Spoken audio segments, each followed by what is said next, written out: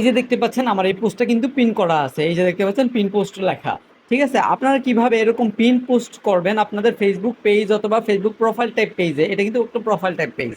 তো এটা আজকে সম্পূর্ণ প্রসেসটা দেখাবো আপনাদেরকে একদম সহজ ওয়েতে, একদম সহজ টিপস এটা। ঠিক আছে, আপনি ধরেন আপনি যে কোনো পোস্ট পিন করতে যাচ্ছেন।